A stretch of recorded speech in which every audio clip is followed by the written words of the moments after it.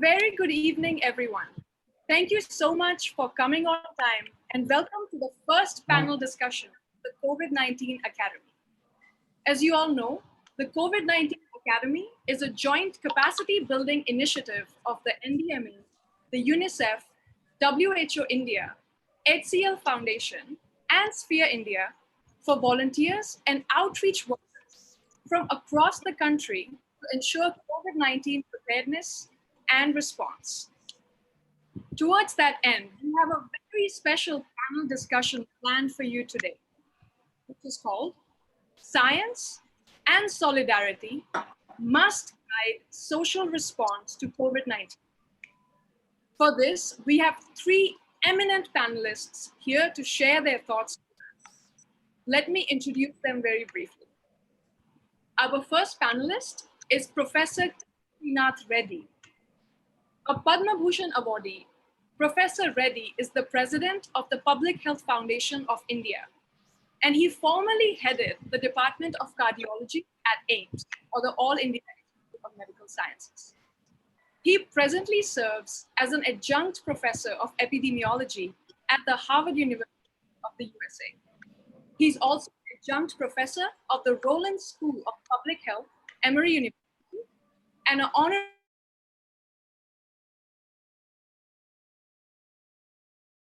That's right. Sorry,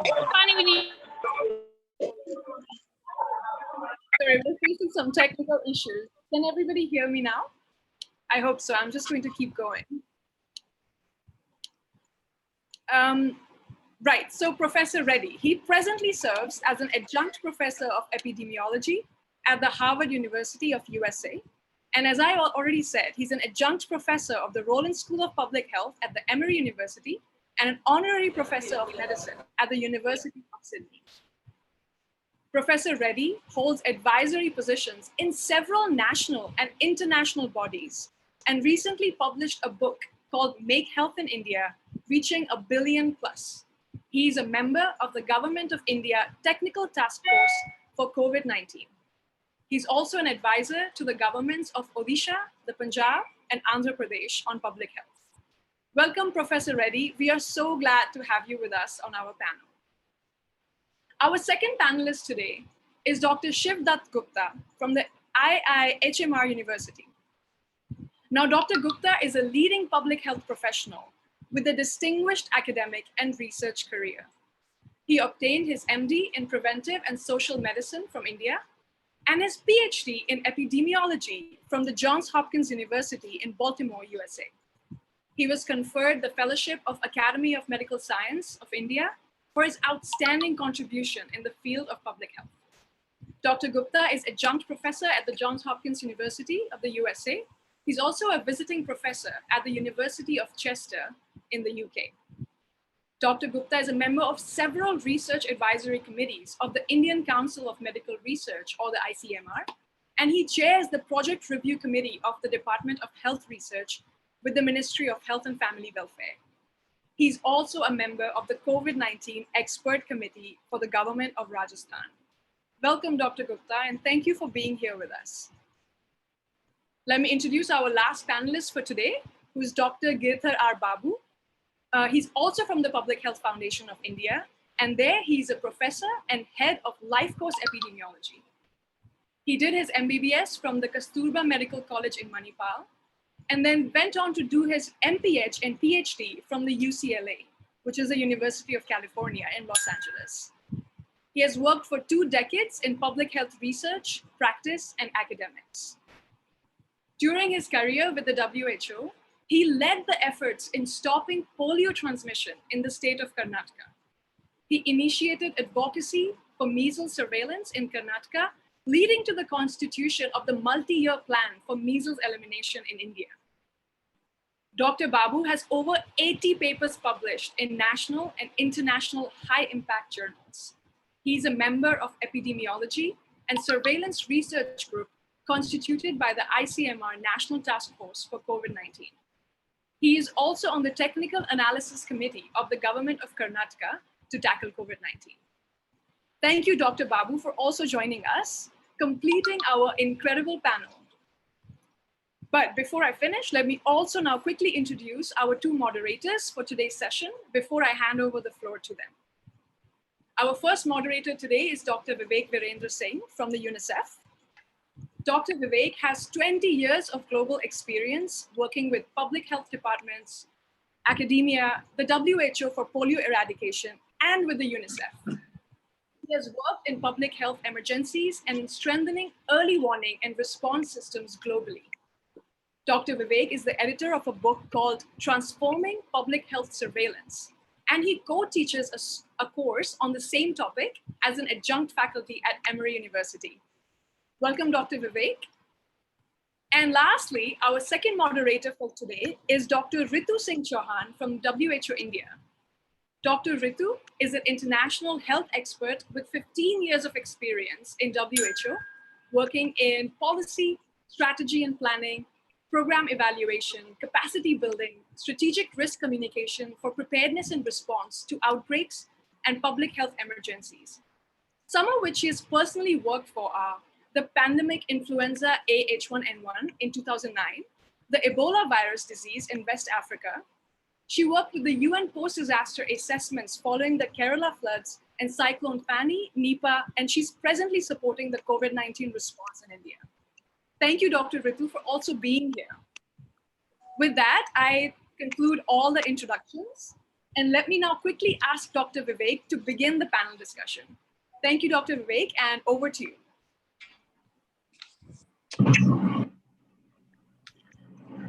Thank you, Astha, for opening the session, and welcome everyone.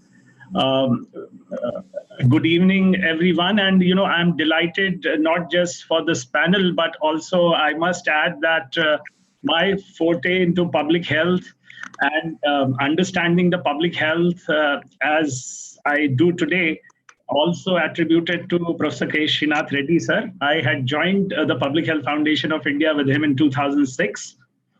And also, I was speaking to Dr. Gupta that my first introduction of what should be the holistic course for public health in Masters of Public Health program, when we were designing the syllabus, was at IHMR Jaipur. So that connection.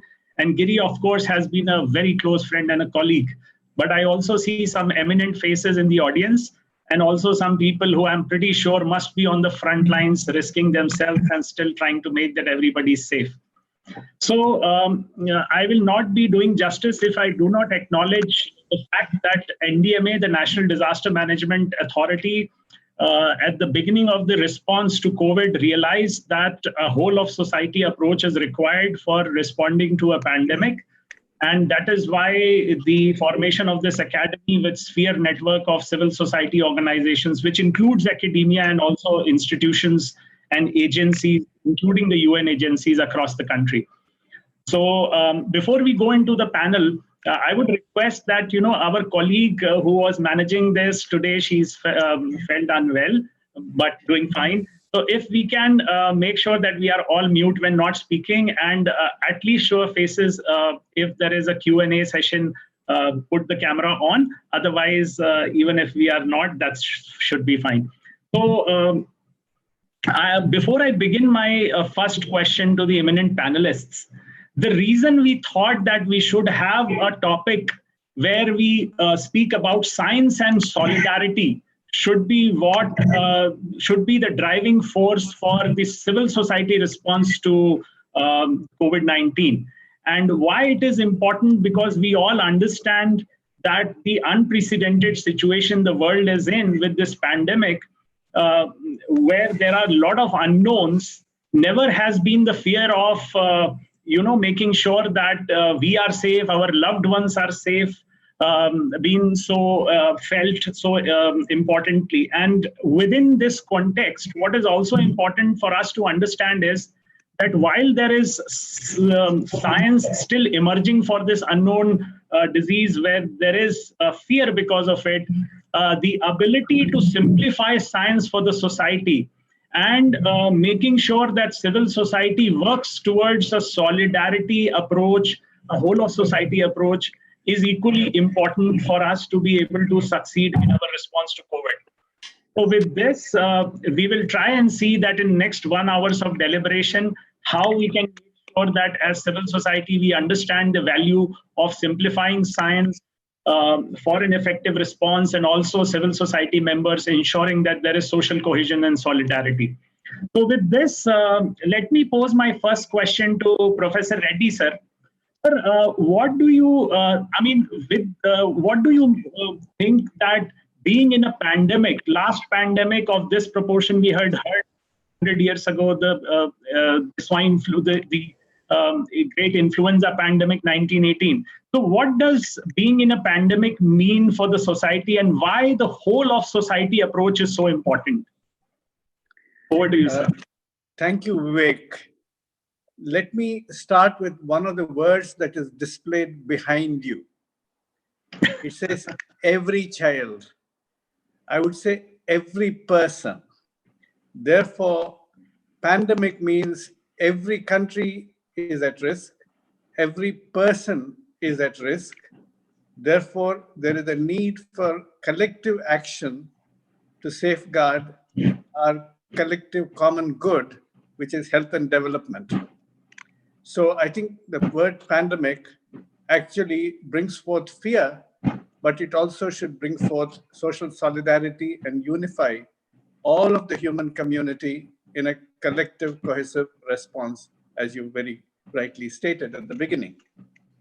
So we see that all are endangered, but all are also empowered.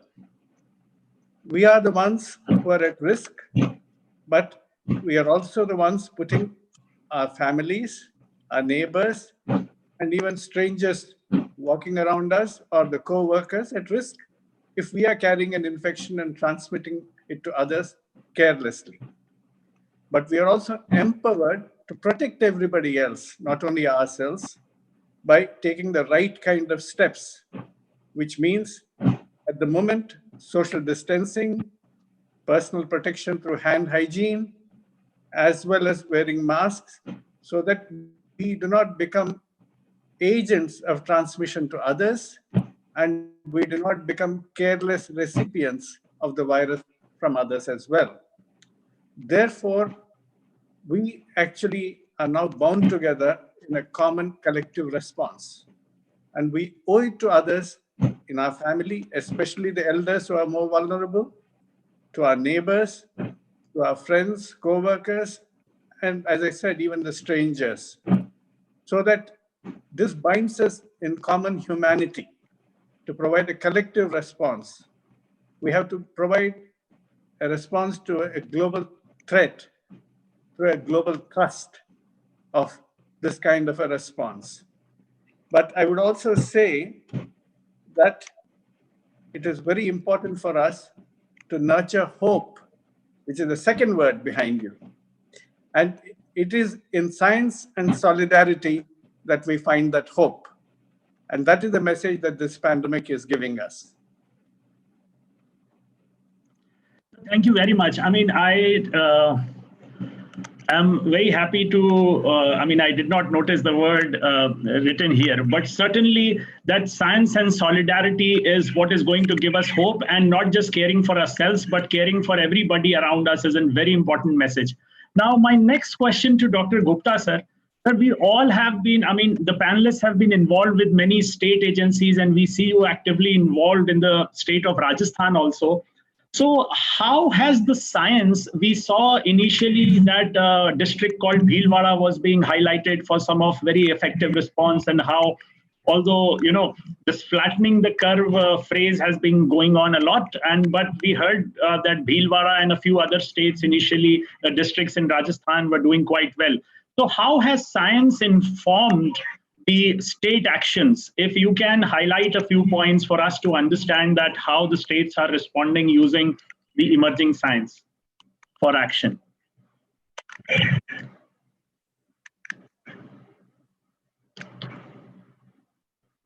Others on this panel. It's a great opportunity to interact with you all. I'm really in a very interesting phase of my, I would say, career. My career is like Dr. Reddy, I don't know, but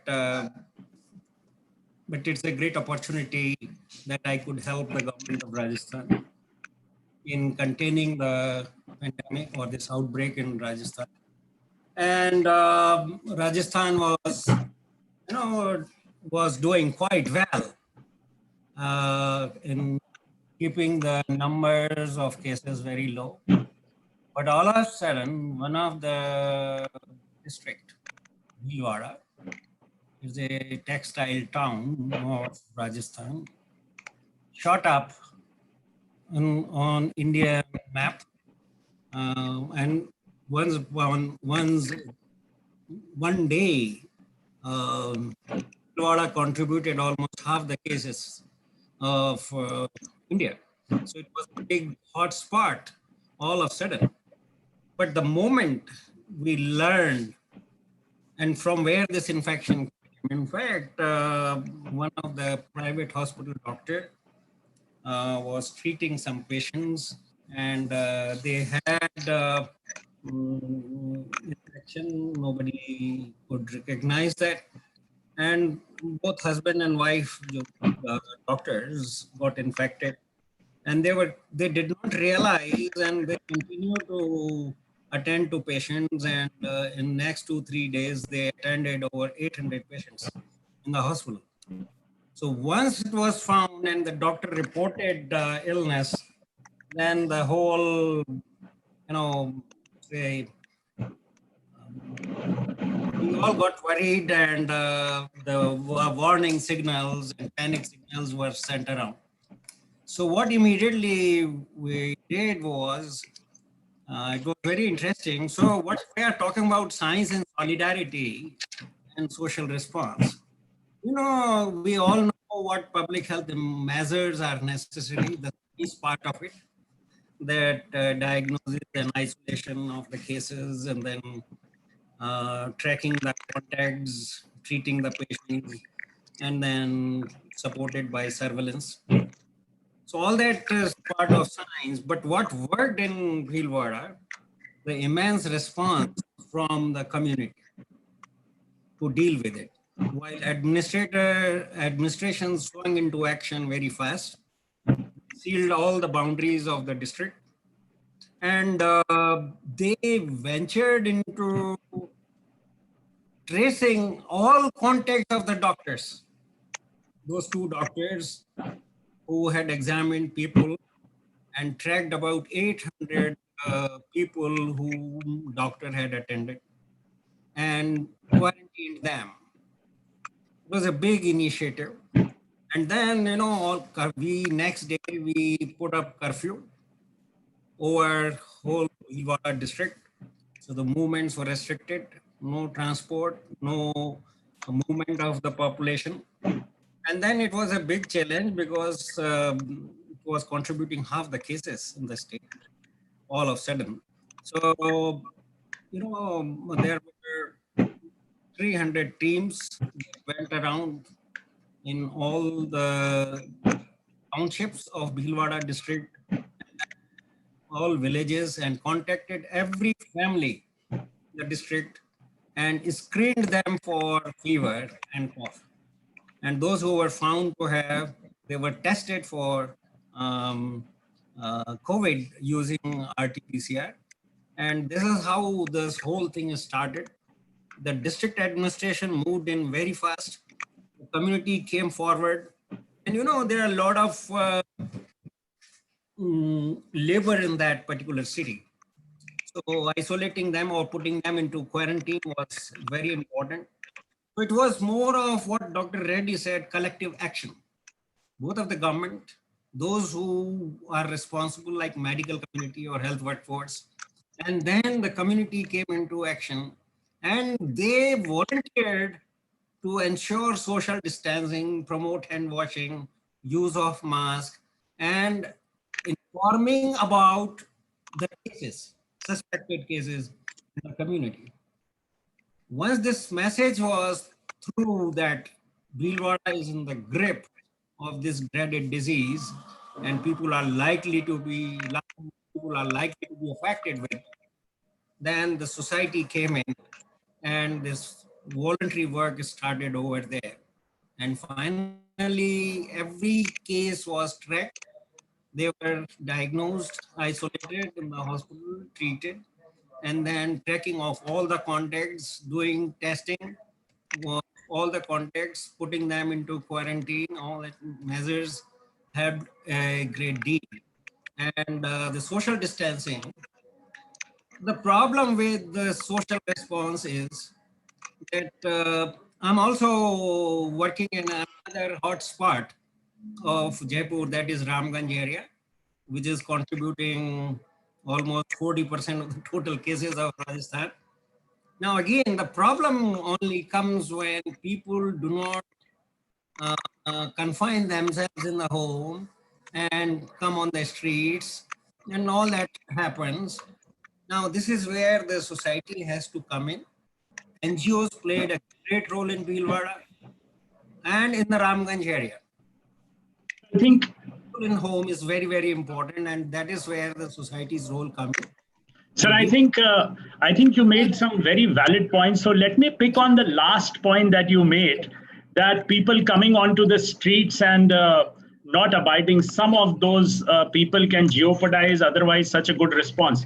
So with this, let me pose this question to Dr. Babu then, that Dr. Giridhar, although we all understand how the virus spreads through the fomites and through the air droplets, but at a population level, uh, when we see different states in different trajectories, everybody must be thinking that why these numbers are different.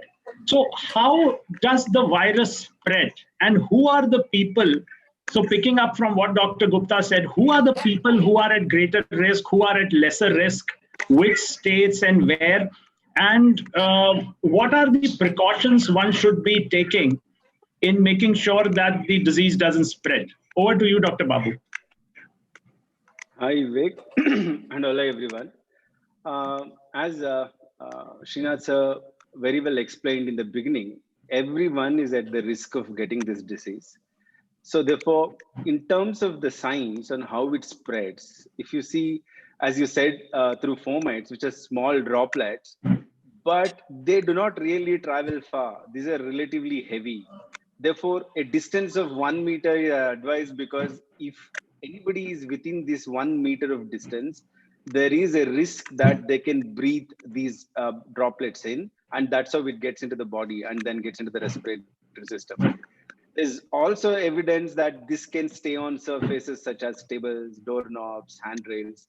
So one has to be careful and then at least wash the hands as many times as possible.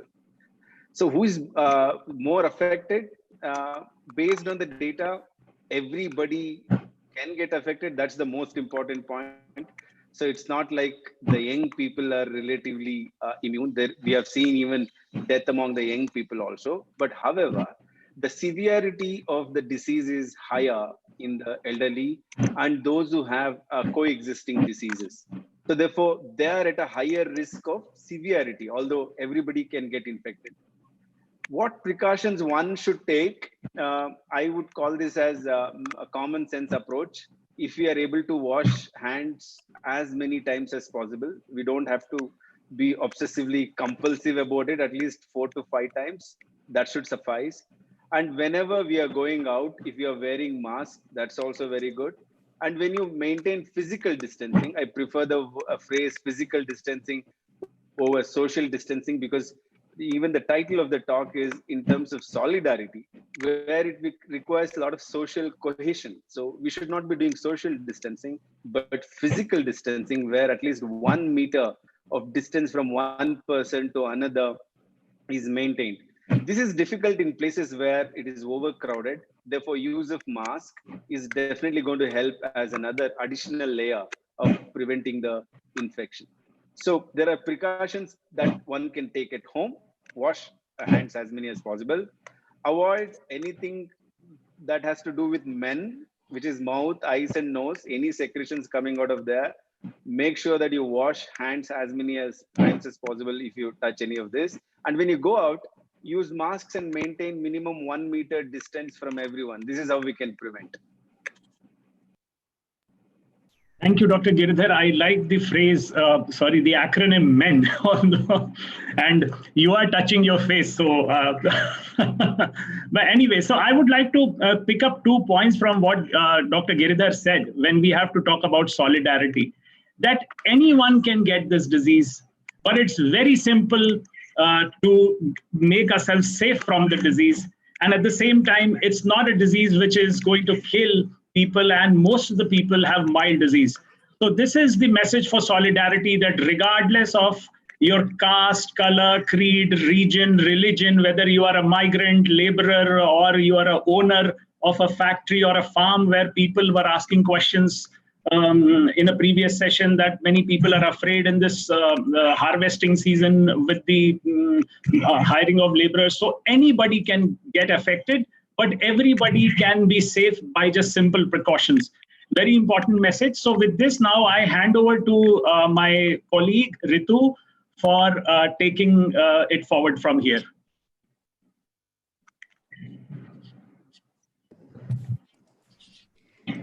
Thank you, Vivek. And I'll pick from what you said, that this virus does not differentiate. So why should we? But what we are seeing is that since this is a new virus, it is triggering a lot of fear and anxiety amongst the population. And what we are seeing is very strong emotions being demonstrated. And I would like to, further discuss on this particular aspect. And my first question to Dr. Reddy would be, sir, why should we not fear or socially boycott people who are getting affected with COVID? And how does the danger of COVID actually get exaggerated by very strong emotional responses and some of the stigma and discriminatory behavior that we are now seeing? And how do we react to that? Over to you, sir. As has been rightly said, this virus does not discriminate. It does not differentiate between people. So we should also not discriminate among people. We should ensure that our response is appropriate in terms of providing protection and support to everybody else, so that collectively we remain protected. Firstly, I think there is too much of a scare that this is a terrible, terrible disease which is going to kill large number of people across the world. Right now, we are seeing this fear because suddenly there has been a surge in a previously unexposed population in an unprotected manner. But ultimately, the deaths will be possibly less than 1%. About 15 to 20% will have some illness, which is somewhat symptomatically serious, but only 5% will probably require intensive care, if at all. And about 80 to 85% will not feel the effect of this very much. And the recovery rates will be very high overall when taken into account. So there is no need to feel that this is going to be a mass killer and every person who is likely to be infected is going to pose a great danger to all of us in the family or in the community. Mm-hmm. So firstly, I think in India, we are also seeing that a large number of people are recovering, and many of them are in fact asymptomatic even if infected. So firstly, to fear this virus out of proportion to its impact is firstly wrong. Secondly, we must recognize that this virus can affect anybody. It can affect our neighbor, it can affect a person in our family, it can affect me or you. So if we start discriminating against some person today because they're infected, tomorrow if we get infected, they will start discriminating against us. Others too will discriminate against us. So there's no point in trying to segregate others and have a stigma attached to this, because all of us are vulnerable. All of us should actually stand in support of each other completely. And particularly if doctors and health workers are discriminated against, then it prevents them from doing adequate service now and in the future as well, because these are the people you'll have to turn to even for common needs of the health system. But further, if you actually attach a lot of stigma to this, people who actually have the infection will be afraid of coming forward for testing. They'll feel that they are going to get stigmatized, isolated, and they will stop reporting their symptoms to the health authorities. That's even going to pose a greater danger, because if they are not isolated after detection, they can spread it to others. So, in a sense, our collective response to this particular epidemic is going to be greatly weakened if we have stigma. So, it's not only against human values, it's against common sense that we ought to actually encourage people to do self-reporting, to take care, get better, recover, get back to work, and at the same time support each other during this period so that we can all function well and better together. Even for a dead person, we see very clearly that there are some incidents in which people are protesting against burials of a person who has been COVID positive and passed on. Now, let's use our common sense. As Dr. Girdhar Babu said, it spreads through droplets when a person coughs or sneezes. A dead person doesn't cough, a dead person doesn't sneeze, a dead person doesn't even breathe. And secondly, this particular virus requires live cells in the human body for replicating itself. And therefore, when the person dies, the virus has no living cells to replicate in, and it also disappears. So to treat a dead body with great deal of suspicion, prevent funerals, and actually insult the dignity of the dead person is absolutely stupid, if I can say so. It's against common sense, it does not recognize the science, and it certainly violates human values. So I think what we require is not stigma, but a great deal of social solidarity and support to each other. And that is the only way we can collectively come out of this together and win this battle quickly.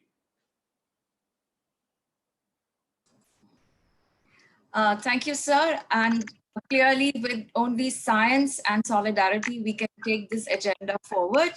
I will pick on from one important point, sir, that you raised, and that is about creating more awareness about what are the real facts, not just focusing on the fear, but also focusing on what is the data that we are getting and how facts should be driving the whole response. My next question is for Dr. Gupta. And sir, please, if you could share from your experiences what the role of risk communication is in ensuring that it's the science that drives the response and not the stigma, and how discriminating overall as a society is not only wrong as a human behavior, but also obstructs our fight against the COVID response. Over to you, Dr. Gupta. Okay, thank you so much. We are going through this while dealing with this epidemic in the state of Rajasthan. And we see there is a fear kind of stuff among people, fear to the extent, even if I see a COVID patient, I may get infected. I think this is something miscommunication that's going on, misunderstanding going about. So a lot of it is this media hype. So, and especially what is reported in Italy, Spain, and France, and then now in US. So what is coming on the media, Indian media, I think this is really creating more fear among people. So that's what, but what is very important, it is important to create awareness about who can get it and what could be the possibilities when you have a greater chance of getting this infection. So letting people know, rather than everybody gets worried and responds very fearfully to the COVID epidemic or outbreak, it's important that people should know that who are likely to get the disease, who are more at risk, like those elderly people in the family, those who have comorbid conditions like diabetes, hypertension, heart diseases, cancers, or any other immunosuppressive disorder. So that sort of risk characterization is very necessary, and who should protect more. Even very simple communication is very important. Like, the grandparents should not mix up with young children or young members of the family, because those young people have the capacity to really fight it out because they have good, strong immune system. Whereas these old people, grandparents, are at greater risk, and generally they have comorbid conditions like hypertension or diabetes at that age. Now, this has to be very clearly communicated to. Unfortunately, in the present scenario, the communication is lacking. So we need to work on how to really communicate with the community. We have been talking about social media and digital communication and all that, but we are still to come out of the response stage to COVID. And this has to be brought, and now this is the time when civil society need to be organized, should be engaged in communicating with people. What are safe behaviors, how they should behave, and what is necessary. Sometimes we overdo the things. Let me give you my own example. I have to go to several meetings. Sometimes we have video conferencing. Sometimes we have to go physically. What happens when I come home and I press bell? My wife is ready with the hypochlorite solution spray. The first thing she does is sprays me with the hypochlorite solution, and all those things in my hands are sprayed, and then she allows me to come in. And there's a kind of, reaction we have. We're all highly educated, competent people. We are so much afraid of it. So that kind of, fear complex has to be taken care of.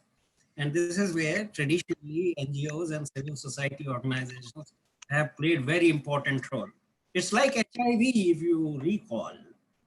There were a lot of misgivings, a lot of misunderstandings, but finally what worked? This was behavior change communication, educating community, and it was mainly through civil society and communities via non-governmental organizations who are really connected with the people down the line at the community level. So this is very important. Dr. Reddy has raised a very important issue of stigma, and this is very clear that you become free from infection after some time and before that. So this is very well known, so we should not discriminate. And then not allowing to cremate bodies in the normal crematoriums or graveyards. Now this is something, but some positive message has to go to the people. Like you see sometimes TV channels give positive messages that a COVID patient coming home after recovery, and there are people who are welcoming. This kind of stuff is very, very necessary. So we should try to send positive messages in the community so that people can be welcome. Now this has happened. This had happened with HIV. But HIV had a long drawn kind of a battle, but this is a short-term disease. It's very short incubation period, median period. Incubation period is about 6 days, and very acute, and all symptoms and signs appear, and maybe fatal. But it is very important that how many patients are admitted in the hospital, and how many are serious, and how many are to go to ICU, and where how many are put on ventilators. Let me tell you, in Jaipur, SMS Medical College Hospital is a very big hospital with 4,000 beds, and the whole hospital is now dedicated to COVID.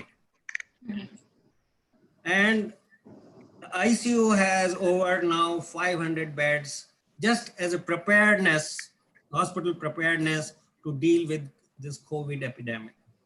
I should tell you, only 1% of the cases that were admitted in the hospital required ICU. And we have put only up till date, only 2 persons on ventilator. Absolutely. I will like to take on from this message, sir, that we really have to come back to the facts, and it should not be the fear psychosis driving the whole response. We really have to look at what are the key positive messages that need to be reinforced among various groups. And as Dr. Reddy also highlighted, we really have to also celebrate our warriors, people who are on the front line, people who have been contributing to this response, making sure that they are using all the precautions that they need and still be able to implement the response which is needed on the ground. So I think we really have to look at more appreciation, more empathetic communication. I will now take on another aspect of this outbreak, and that is data and information management. How does surveillance actually contribute to ensuring that your hotspots can be monitored, where the really the virus is spreading more, what kind of impact your public health interventions are actually taking on the ground, and how does surveillance really inform all this? So over to you, Dr. Babu, and if you can highlight and if you can share with us some of your insights on how really surveillance is playing a key role in COVID response in India. Dr. Babu, please. Yeah, so surveillance definitely is the most important aspect of the entire containment measure. So we need to understand the mainstay of managing the pandemic is both containment and mitigation. Both of them have to go hand in hand. So what does containment mean? We have to find every case out there, identify all the areas of circulation, and ensure that we are isolating all those people whom we have found as cases. Now, along with them, we'll have to make sure all their contacts are found, and then they're traced and they're also quarantined. This is containment. Mitigation is what we are going through now in terms of lockdown approach. While we are going through lockdown, it has given a golden opportunity to find every case. Are we finding enough cases, or are we finding all the cases? That is the single most important question as we move from lockdown phase to the next phase. If we are not finding, if the first case itself is reporting as a death, that means we have already lost around 100 or more cases. So then you're in a situation where the deaths are getting reported because you can't hide the death. Then you have missed the circulation. So when the entire country is going through these severe restrictions, in normal routine, and then you open up the lockdown suddenly, then the hotspots can spread to other areas where low infection is there. So how do we move forward? We have to look at every possible suspect case, which we call a syndrome-based approach or symptom complex approach. You have either upper respiratory tract or lower respiratory tract infection. For lower respiratory tract infection, we have something called a SARI surveillance that has been initiated. We have to be very meticulous in reviewing how the states are doing SARI surveillance, both at the state level and the district level. For the upper respiratory tract with the fever, what we call as ILI, influenza-like illness. So as we scale up these surveillance measures and review every district, then we'll be able to know where the disease is present and how it is spreading. Having said that, I also see Dr. Prabjot in the audience. She's also saying there's a lot of misinformation about it. So people are scared to report if the symptoms are there. One has to be very careful saying that, look, everybody can get this. When you get this, it is better to report. And when you report, most probably nothing is going to happen in 80 to 90% of the cases.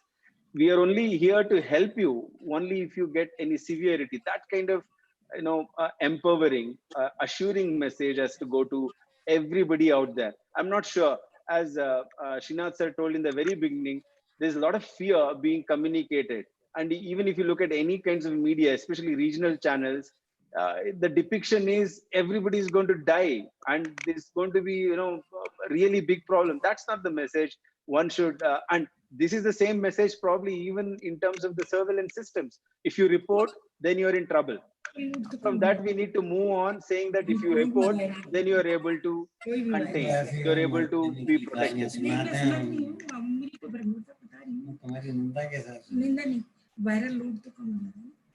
Can everybody mute, please?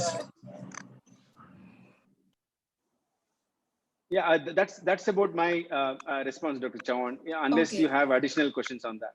Yeah, maybe if you can talk a little bit about what is your reflection on the current testing strategy, and you think, moving forward, how should we be looking at changing the testing strategy? Over to you. Yeah, so I think there's so much focus on testing as if testing is the outcome by itself, the end by itself. Yeah, we are forgetting. If you see the focus, everybody's focus, either the media or the public. If you test, then that is good. Yes, it is good for what? It is good for identifying cases so that you can isolate. But if you are able to identify cases and isolate, testing is an added layer of ensuring that somebody has COVID-19 or not. So I think we should move away from focusing. I'm not saying we should not test. We should expand the testing, but strengthen based on what the strengths already the country has in terms of identifying syndrome-based approach. I know there is asymptomatic cases which are as important. So when your syndromic approach is identifying people with this symptom complex, you are identifying or preventing the spread from asymptomatic by using all the other measures such as physical distancing, use of masks. So one of the questions the audience was asking was, how do you then identify asymptomatic if people are going around? It's very tough as of now, unless their contacts are primary, secondary, you can't really identify. There's no test which will identify from the asymptomatics. But if you wear a mask, maintain the physical distancing, you're preventing the spread even from the asymptomatic. So we should go from that, a knowledge kind of perspective rather than fear or even testing is everything kind of an approach, Dr. Chavan. Thank you very much, Dr. Babu, for those reflections. And I think really it will be the data and the surveillance information which will help in making the right kind of local interventions, especially as we move forward towards a scenario where maybe national lockdowns may be lifted and different approaches will have to be followed by different states and districts. We will now move to the section of audience questions. We'll start with the first question, which is for Dr. Reddy. Sir, we know that you rightly pointed out that there is stigmatizing behavior which is being demonstrated with different levels of people, whether it's the health providers, or whether it's people affected with families affected with COVID. What is your advice? How should government be taking on this particular agenda? And we know that there is now, government is thinking of a full-fledged national campaign on this particular issue. So in your view, sir, what are some of the key targeted interventions which should be part of this particular campaign? Over to you, sir. Obviously, much better and more extensive communication through the mass media, particularly through the regional language media, both print as well as electronic media, with very clear-cut, crisp, and repetitive messaging of the core themes that this is not going to be a deadly disease for everybody in the population. People do recover, and most people do recover without too much of an illness. And secondly, the best way of preventing it is known, that is physical distancing, masks, and personal hygiene. And people can protect against them, they're getting infected. Also, that if we try and create stigma and a fear environment, people will not disclose their illness, and that's going to be dangerous for everybody else in the society. Therefore, that is also a matter of enlightened self-interest not to do it. But I think we also ought to utilize the civil society organizations who are people connected, the community-based organizations. We ought to utilize, of course, opinion makers like celebrities, religious leaders, and others also as important channels, women's groups, self-help groups, youth associations. There are so many different organizations who come under the civil society label that we ought to be able to utilize them in order to spread the message very clearly and repetitively so that we actually can convince people. We also should try and project people who have recovered from COVID and show them as normal functioning people so that the fear goes away that this is something that is going to disable or kill a large number of people. I think we ought to promote a lot more of positive messaging and show that this is a disease that can easily be beaten back.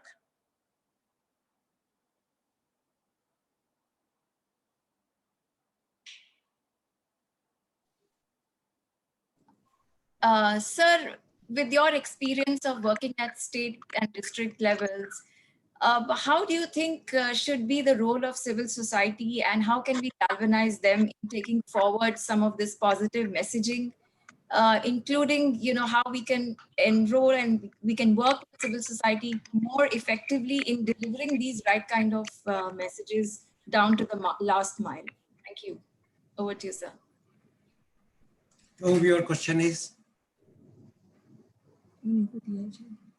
for Dr. Reddy or for me? That question is for you, Dr. Gupta. Okay. So I think we have, any disaster response system, we have responded, and India has really very strongly responded, and successfully it has done it. And this is reflected in the numbers that we have today. And had it not been the lockdown, what would have happened? So that response stage is fine. We have done very, very well. Now we need to ensure that the public health measures or social measures must be effectively implemented and practiced by people. I think one important thing that need to be communicated, and there's a lot of miscommunication going on. That is, whether you do anything or not, everybody will get this disease, which is very, very wrong. I have, these are the statements of very senior people. So I think such statements must not be made. Another important thing that need to be communicated is that the disease is not randomly distributed. There are people who are at higher risk. So unnecessarily, there should not be any scare. So we in Rajasthan, and especially, I would like to share, I had the opportunity to do a population-based random sampling for testing. And what we found, it is the age group which is affected is younger than 60 years of age, mostly in between 40 to 60 years of age. And then we found that 70% of the positive were asymptomatic. That was another thing. So the disease was quite mild and even asymptomatic, and it passed off very silently. And what we further found that the response of people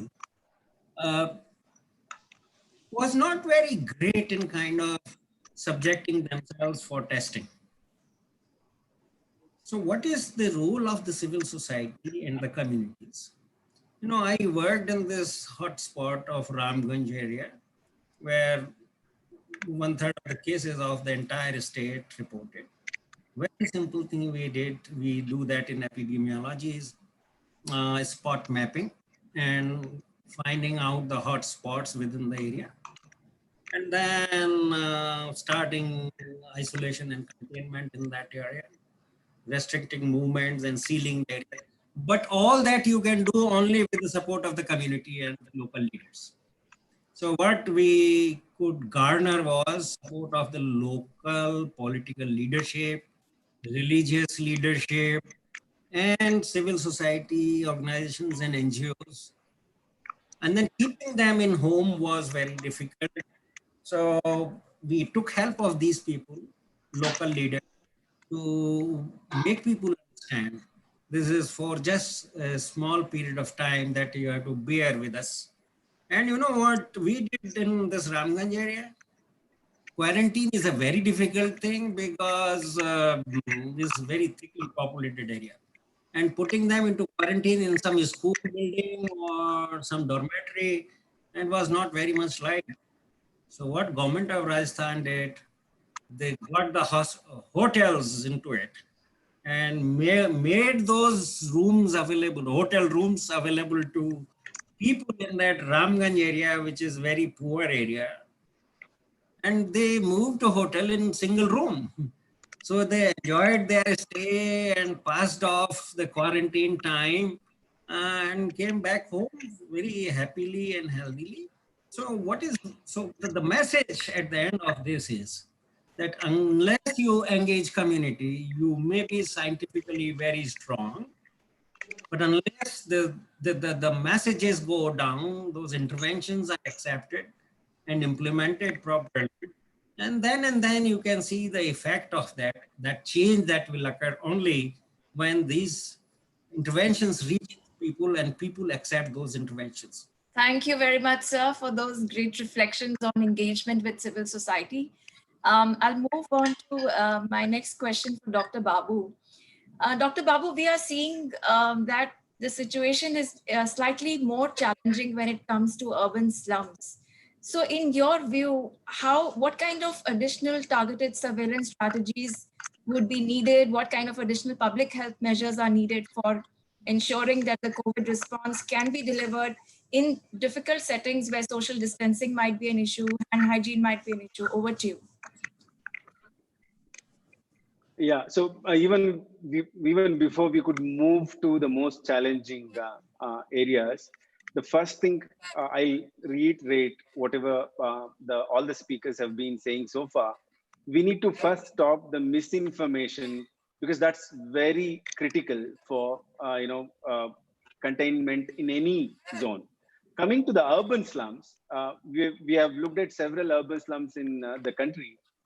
It is a challenge where physical distancing is definitely a great challenge, where you have very small houses and also you have almost no ventilation. On top of that, we just published a paper where, in addition to the COVID risk, there is risk of men smoking inside the house, plus the chulas, traditional chulas having the indoor air pollution. So it's all adding on to the overall burden of the diseases.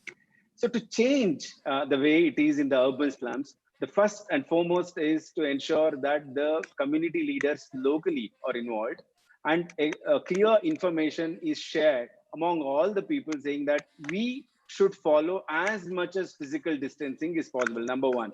Two, use masks, face masks mandatorily in all the, it should be the norm everywhere, but in urban slums, that is the only way of having physical distancing or trying to prevent one person spreading the infection to the other. Third, what they did brilliantly in Dharavi slum is if you can have foot operated hand wash stations which can be used by anyone who come, and then encourage people to use these hand wash stations, have the soap solutions available there. So that's another one. Social media, almost everybody is on WhatsApp, and the WhatsApp or any other social media, I'm not promoting one form of it, but the kind of wrong messages that are going through that can be replaced with positive messages about hygiene, and also the role of maintaining distance and how to cough. The cough etiquette is a very important thing even in the urban slums. If you're able to contextualize these measures to every urban slum, I think we should be able to contain to a greater extent. Over to you, Dr. Chauhan. Thank you, Dr. Babu. I think we had some great reflections there about additional interventions which would be needed in some of these challenging settings. Over to you, Vivek, for taking the next part of the session. Thank you, Ritu. Although we are nearing the end, but it'll be not doing justice if we do not conclude with one remark from each of the panelists. And let me pick on some of the questions which are there in the chat box. For the audience, we are overwhelmed by the kind of questions, but be assured that we would be saving all these questions and we use these to prepare Q&A for the civil society. And everybody mute, please. So I will pick on one of the questions for each of the panelists, and let me begin with Dr. Babu. Dr. Girdhar, what would be your one statement? People are asking that this end of lockdown period, although government will have a calibrated approach, is not the end of people thinking that the precautions can be lessened or there will be more freedom. What should be your message to make sure that our efforts till date are not jeopardized, and how should people take the time after 3rd of May? What's your message to the civil society, what they should take to the people? I think this is a great role for civil society in empowering the communities. First and foremost is that this is not going to go away in few days.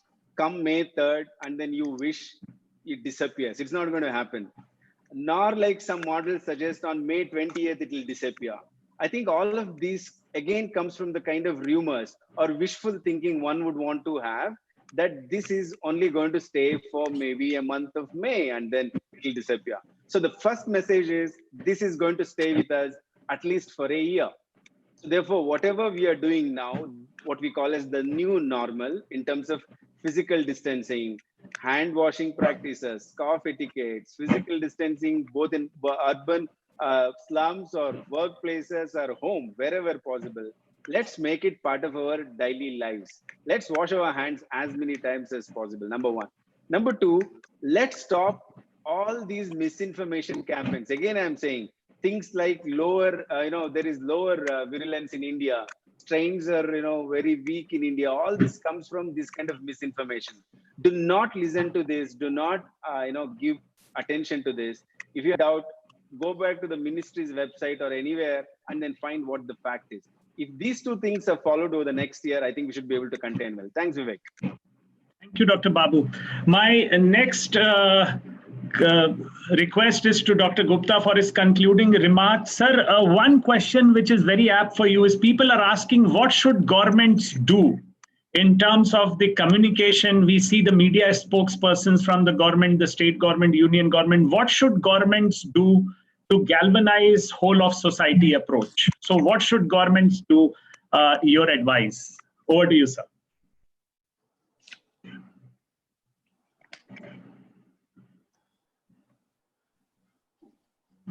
So you have to unmute.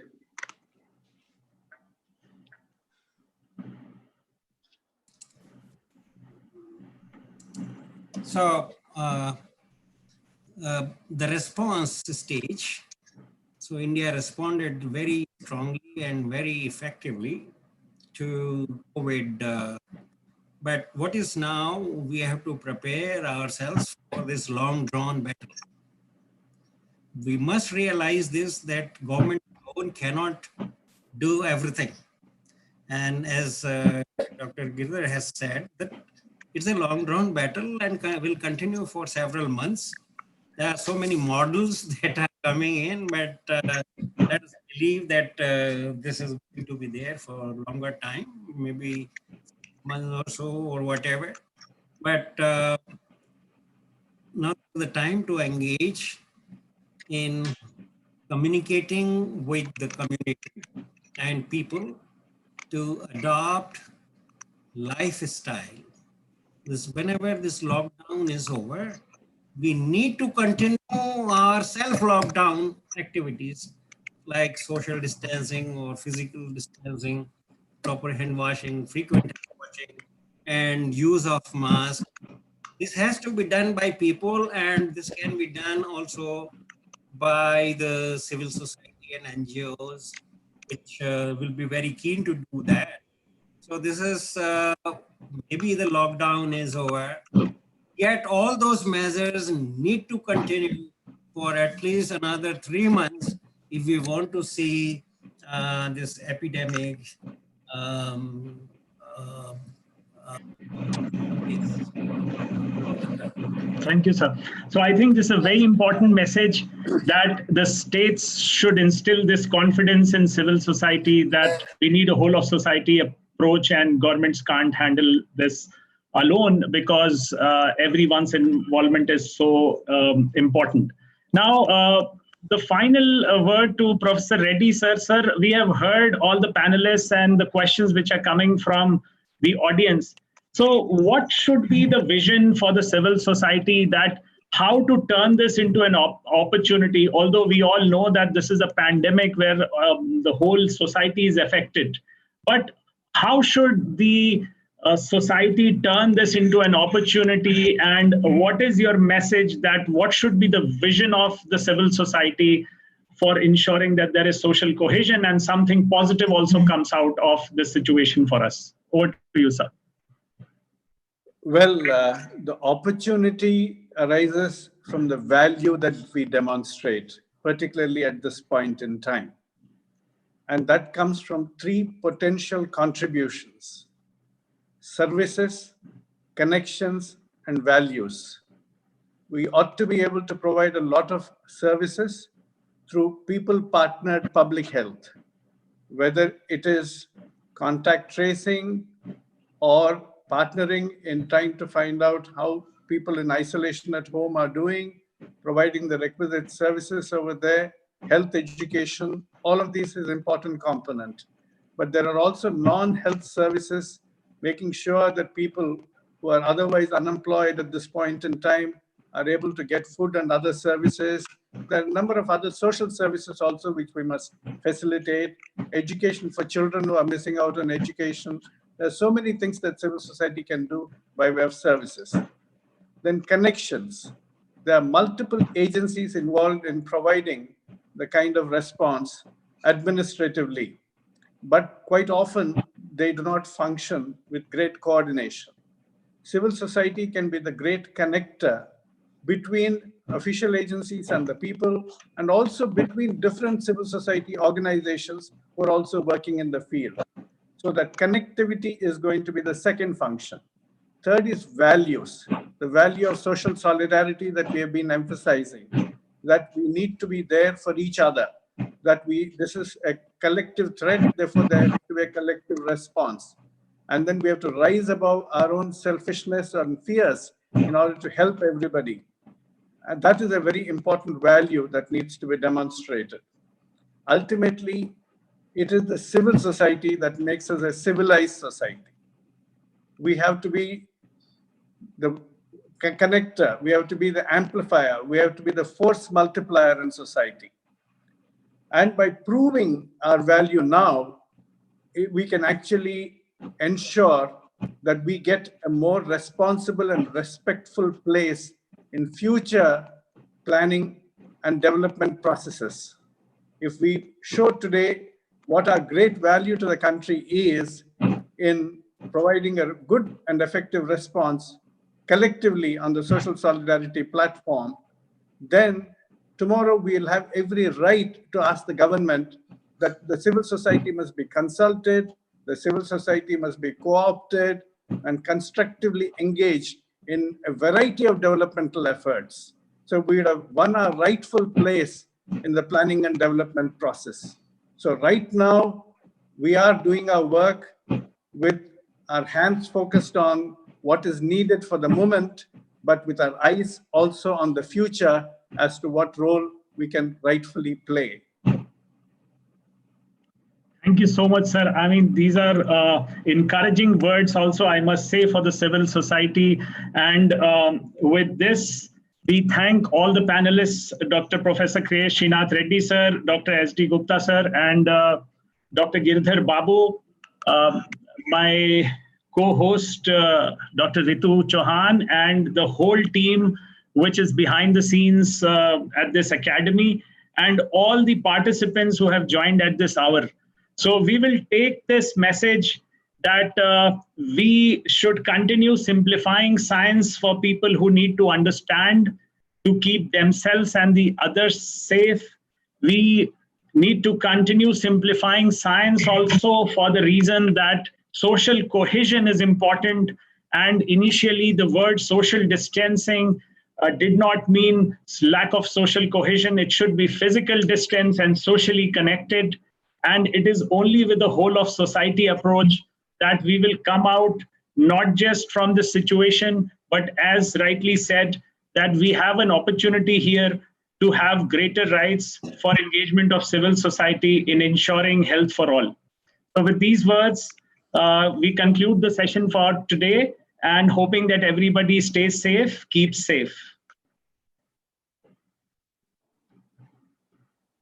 Thank you. Thank you. For that, Thank you. Thank you. Bye-bye. Thank you. Thank you. before we end the session, for those who can stay, let me just share some administrative things. But let me thank our panelists and our moderators first. Thank you, Dr. Vivek and Dr. Ritu. What an incredible job. And you taught us a thing or two about how to do effective moderation of sessions. So really Thanks to you, Astha. Thank you. You're welcome.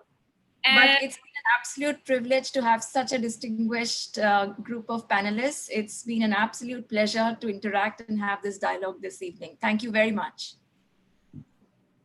absolutely. Thank you. Thank you, Thank sir. you. Astha, where are you logging from? Sorry, What time zone are you in? I'm in Delhi. It's 11 p.m. Okay. Okay, thank you everyone for joining. Let me just share some administrative things with you, as I know some of you are wondering about what happens with your certificate and all of those things.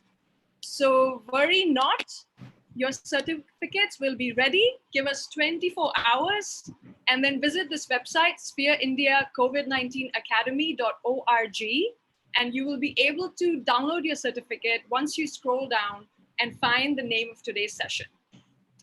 And lastly, if you cannot do that, and I know some of you have told us that it's difficult and you face technological issues, we're trying our best to resolve them, but please do write to us at COVID-19 Academy at sphereindia.org.in so we can try and get back to you. We're a small team, so it takes us some time, so please bear with us. And with that, now I will end this meeting today, so all of you can have a great night and a great day tomorrow, and we'll see you again for our next session. Thanks, everyone. Good night. Bye. Bye-bye. Thank you, Astha.